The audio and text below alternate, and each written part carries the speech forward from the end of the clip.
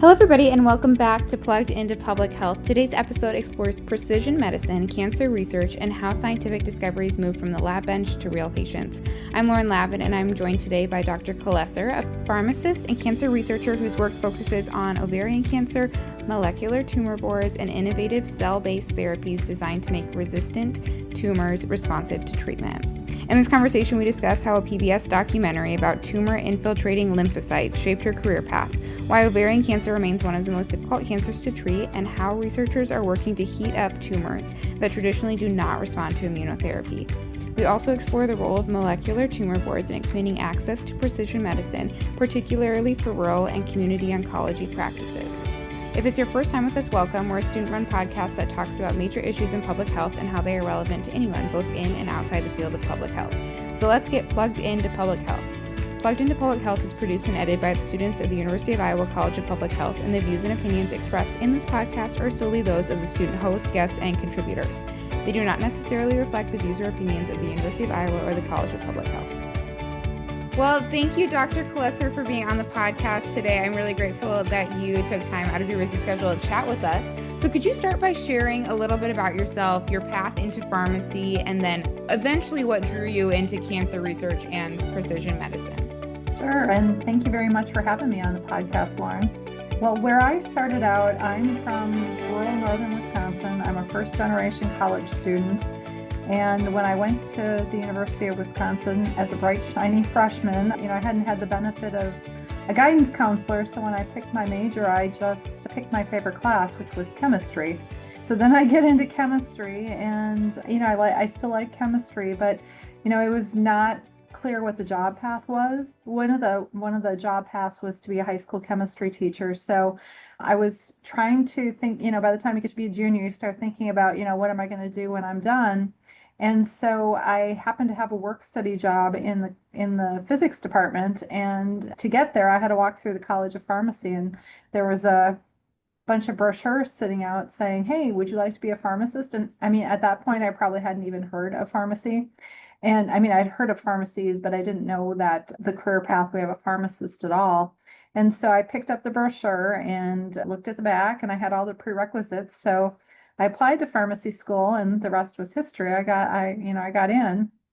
And how I got into cancer it's a funny story. I was in my second year of pharmacy school, and I saw a program on PBS, and it was about TIL therapy, which is tumor infiltrating lymphocytes. And I have to say that this was probably 30 years ago, and I saw this show. And I was like, oh, that is it for me. I am going into cancer research because I just thought it was so cool. They're like lymphocytes that kind of seek into the cancers and are able to, target the cancer specifically and to, kill the cancer cells. And so I just thought that was fascinating, and decided I was going into cancer research that day. And also, I have never regretted that decision. I love how your story just maybe reminds students that it doesn't have to be that deep. Sometimes when we're making these big decisions, we sit there and agonize, and it sounds like it was kind of like eureka moments, and you were like, yep, this is what I'm going to do. And then you just go out and do it. It is. I was so fascinated by that, and I remain fascinated by it today. And interesting side note, the tumor infiltrating lymphocytes were approved 2 years ago for melanoma. So you were way ahead of your time. And where did you do your undergrad and then pharmacy school? I did 3 years of undergrad at the University of Wisconsin, and then I went into pharmacy school there. At the time, it was a 5-year degree, and so I have a BS in pharmacy, and then I went to the University of Texas Health Science Center for a post-BS PharmD, and I stayed there for a residency and a fellowship. Okay. So you've been around in the Midwest. Mm-hmm. So you also specifically focus on ovarian cancer. What motivated you to focus on that, and why is that such a difficult disease to treat? Yeah, ovarian cancer, we haven't had any new treatments for ovarian cancer that have made a big difference. We're still treating ovarian cancer essentially the way we were treating it in the 60s with a platinum doublet. And sorry, why do you think that is? Well, that's a hard question to answer, but like the two major advances in cancer therapy over the last few years, the first one is immunotherapy. And immunotherapy just doesn't work for ovarian cancer. And the reason it doesn't work is because the ovarian cancer is made up of these M2 macrophages, which, basically make a little warm, cozy space for the cancer to grow, and they kind of feed it. And so when you have that kind of a tumor microenvironment, immunotherapy is essentially ineffective. So that's one reason. And the other kind of big advance are now we know if you have a specific mutation in your tumor, a lot of times you can develop a drug that targets it specifically. And so they're great because, you only have the mutation in the cancer. And so it attacks the cancer cells or can kill the cancer cells, but leaves the other ones alone. And we haven't found that many targets yet in ovarian cancer. So that's part of the problem. And I think a third really big problem is they're usually diagnosed at late stage. There's not a lot of symptoms in early stages. And so most people are diagnosed at a stage 4, which is the worst or most advanced. And so when you kind of take those things together, that I think that's what makes ovarian cancer a very tough cancer to treat. And the other thing is, about 80% of patients will die of their ovarian cancer diagnosis within the first 5 years. Wow. And so just a huge unmet need. And that's what really motivated us to work in that space. What are the symptoms that people do recognize when prompts them to go get treatment for something like this? One of the big symptoms is going to be like abdominal bloating, because that's where ovarian cancer would grow. And to have abdominal pain and an abdominal bloating, the tumor has to be pretty big to cause those symptoms.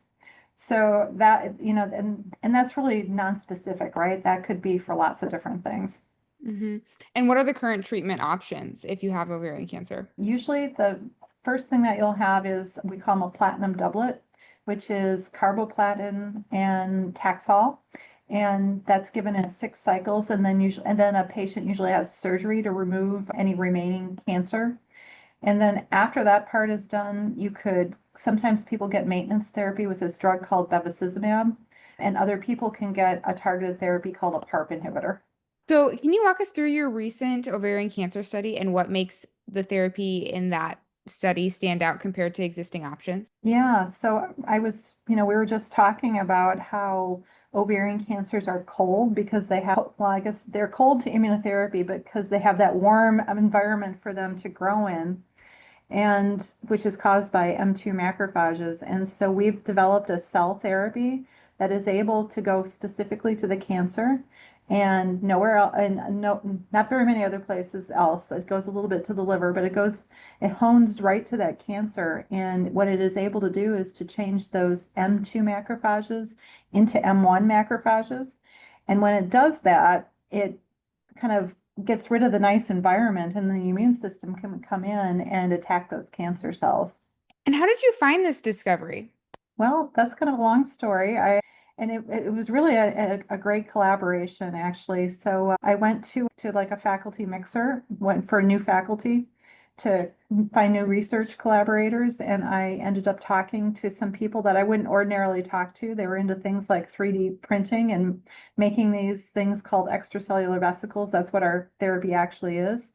And I was the person who was good at getting, kind of an idea from an idea into the clinic. And so they were telling me about extracellular vesicles, and I was thinking about how we could use them. And since ovarian cancer really was such a big unmet need, we had the idea if we developed this therapy to convert the M2s to the M1s, it would make the cold tumors hot, and then they would be sensitive to the immune system. How long did it take you to develop that? So, once you had that idea, at what point then did you get to publish the study and use it in patients? Yeah, well, we've been working on it for about 8 years now. So we had the idea, we got a small grant, like $50,000 to do the pilot work. And that showed us the proof of concept. So then we were able to apply for some bigger grants. And then there's a lot of things you have to do to be able to get, your new drug all the way into a clinical trial. And so where we are kind of right now is we've completed all the studies that we needed to complete. And then you basically write it up into a great big packet and you send it to the FDA. And then they weigh in and say if you're ready to go into clinical trials or not. And have you done this with other drugs as well? I have done it with other drugs, yes. We had a discovery, paclitaxel, the same drug that's used to treat ovarian cancer. We showed that paclitaxel or Taxol was actually very synergistic with a drug called lapatinib.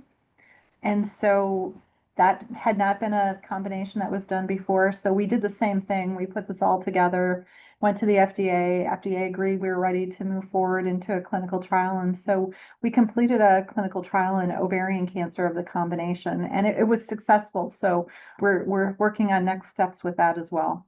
Is this product an IP associated with the University of Iowa, or do you do this within a startup?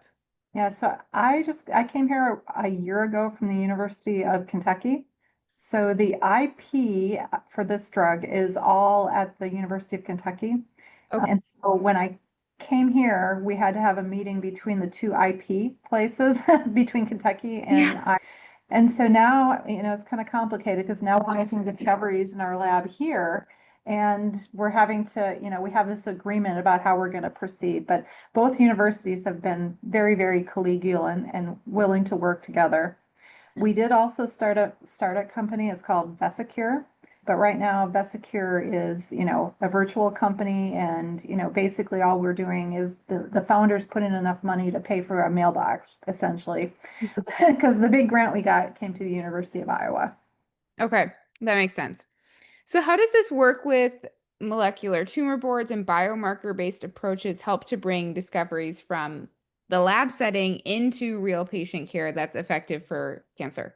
Yeah, that's a great question, Lauren. And a lot of my work earlier on in my career was looking at biomarkers and trying to predict response to therapy. But, an amazing advance in my, career lifetime is that we went from the lab to actually having drugs that did this. And it was just such an exciting and revolutionary thing to be part of, even in a small way. And so what happened after kind of in the middle of my career, I decided I was going to get a master's in epidemiology. And so I went back to school, and I was on the faculty at Wisconsin at the time, and like my kids were in high school, so we could commiserate about our study groups. And so I went back to school, and I learned as part of the epidemiology, there's a lot of classes that are also part of the MPH program. So I had never learned about social determinants of health. I had never learned that, it takes 10, 15 years for an academic discovery to get to out into the community.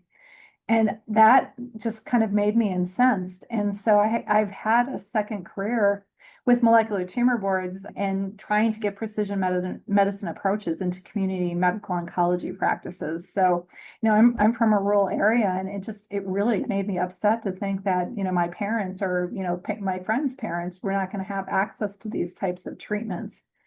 And so with a molecular tumor board, what we did is we went around and asked medical oncologists why they were not prescribing these drugs for their patients. And they basically said that, it's like, I didn't know anything. I didn't learn anything about this when I was in school. I'm getting a 25-page report I don't know what to do with. And I just don't know I don't know how to proceed with this. And so what we did is we put the tumor board was just kind of an expert panel where people could call in, and we had a meeting once a week, and they call in, and the panel would give them advice on what drug might be right for their patient. Then it would still be the treating doctor and the patient would decide together based on this. And so we were able to implement this in Wisconsin. And then when I went to Kentucky after that, we were able to implement one there too. And between Wisconsin and Kentucky, more than 15,000 patients have been reviewed by those two molecular tumor boards. Yeah. That's incredible. And about a third of them are community medical oncologists who just call in, to the tumor board, or they send it in and just, they get written advice too. Right. Well, and as I'm sure you're very aware of, research changes quickly, and I'm sure especially around cancer. And so, yeah, like you said, a lot of these providers don't necessarily have time to access all of the latest and greatest things. So having a resource like that is incredible. Do you know if any other states have something like that, or is it just those two? Yeah, the VA has one. There's one at Moffitt that I know the people quite well. There's one in Indiana I know really well too. An interesting thing like the one at Wisconsin is it's a collaboration between medical oncologists and pharmacists. It was the same way at Kentucky, same way at Moffitt, same way at the VA. So it's a really great example too, where pharmacists can partner with medical oncologists to really help patients in the state. Yeah, and get it to maybe underserved populations, like you said, the rural. You also mentioned precision medicine. Could you define what that is just for our listeners?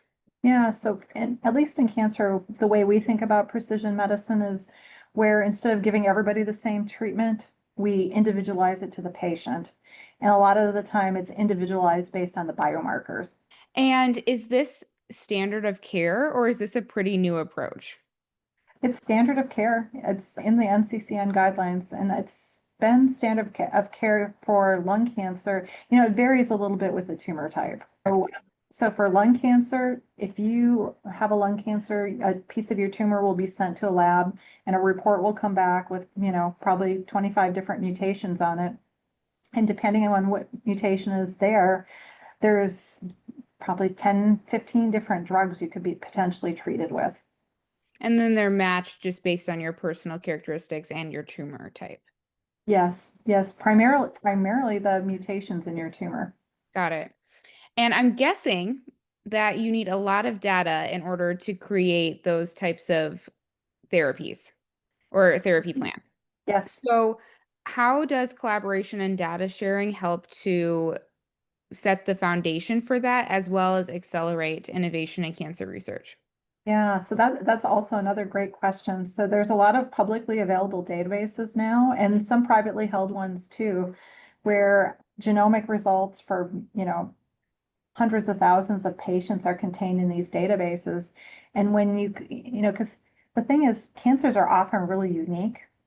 And when you have the opportunity to put all this data into a database and to be able to search it and query it, that really amplifies the power of the advances that you can do. And, it's like with the Orion database in particular, there's a particular company who has used that database and has really expanded the number of drugs and indications of drugs that are on the market. So really helping people. So it's not just theoretical. Yeah.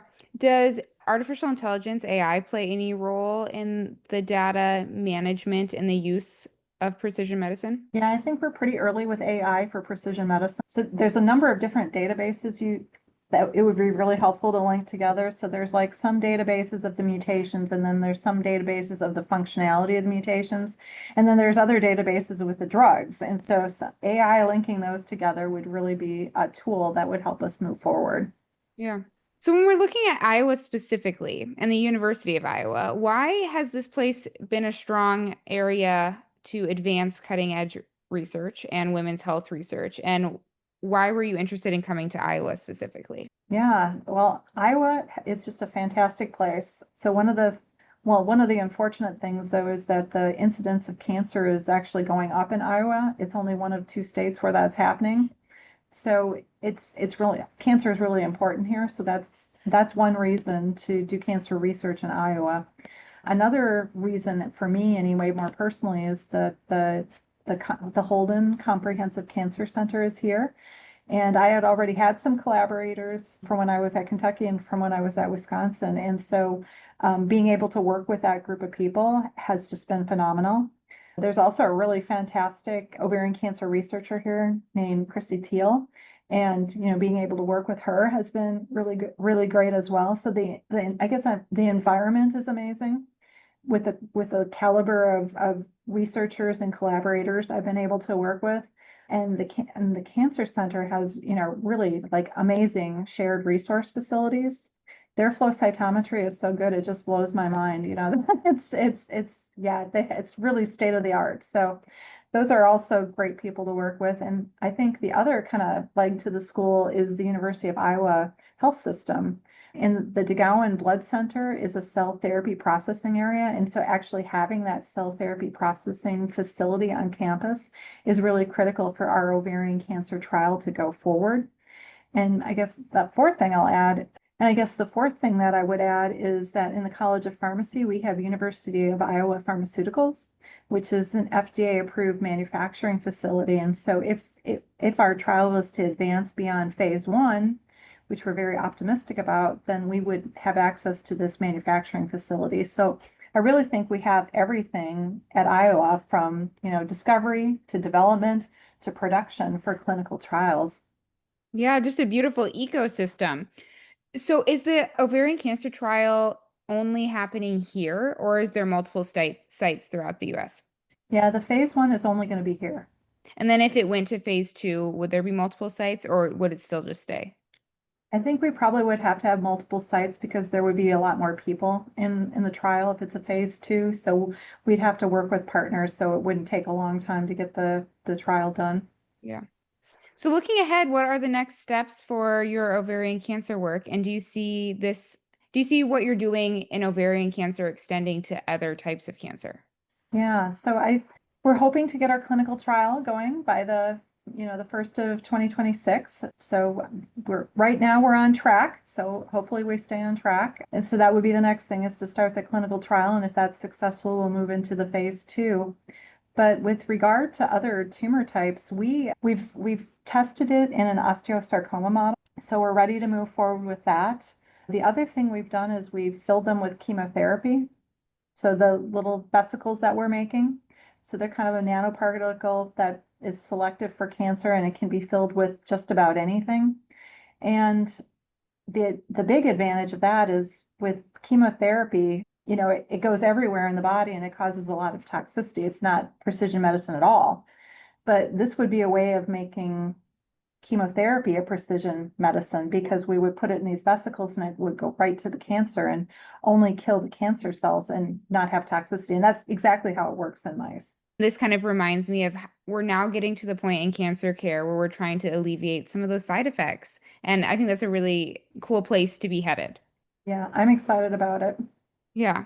Well, thank you so much for chatting with me today. I really appreciated you taking time, and I learned a lot in this discussion. Well, thanks again for having me. It was really fun to talk to you.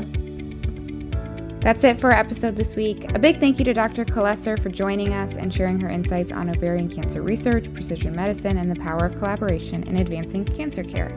In today's episode, we learned how innovative cell-based therapies may help transform cold tumors into ones that can respond to the immune system, why ovarian cancer presents unique treatment challenges, and how molecular tumor boards can bridge the gap between cutting-edge genomic science and real-world clinical practice. We also discussed the importance of ensuring that advances in precision medicine reach rural and community settings and not just major academic centers. This episode was hosted and written by Lauren Lavin and edited and produced by Lauren Lavin. You can learn more about the University of Iowa College of Public Health on Facebook. Our podcast is available on Spotify, Apple Podcasts, and SoundCloud. If you enjoyed this episode and would like to help support our podcast, please share it with your colleagues, friends, or anyone interested in public health. Have a suggestion for our team? You can reach us at cph-gradambassador@uiowa.edu. This episode was brought to you by the University of Iowa College of Public Health. Until next week, stay healthy, stay curious, and take care.